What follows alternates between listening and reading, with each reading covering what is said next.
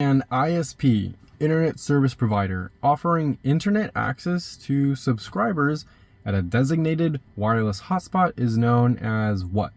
So think if you have a company, they do internet service, right? They provide that, and they have subscribers. They have people that buy their services, and there's a designated wireless hotspot, and it just goes out to these subscribers. So which of this is going to describe that?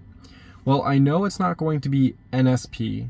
NSP is a network service provider. Now, network service provider, even though it sounds close to ISP, is a completely different category. It's a broad term for a company providing telecommunication services, network service provider.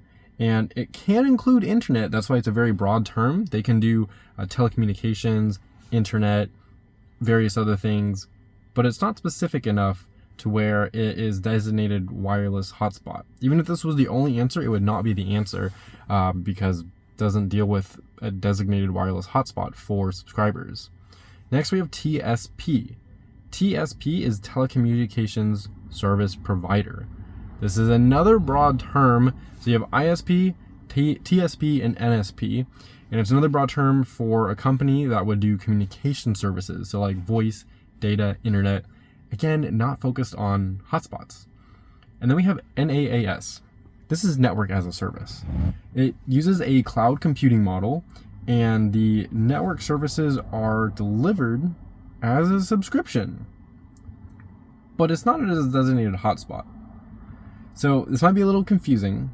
Think of it's network as a service. That's NAAS. So you have a service, okay, and then you have people that subscribe to this service. But there's no physical part for it. This is just all the cloud networking going to the people. Now, a WISP or a WISP is a wireless internet service provider.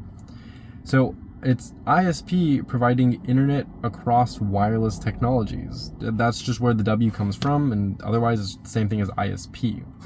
Now, they set up and manage wireless hotspots, and the subscribers will connect to this. So the actual hotspot itself is going to be the WISP. It's part of the wireless internet service provider. They go ahead and set that up, and that's what the subscribers are going to interact with.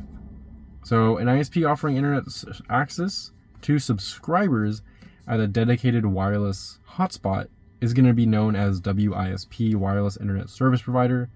Network as a service can be the network, the internet that goes across that WISP that people subscribe to.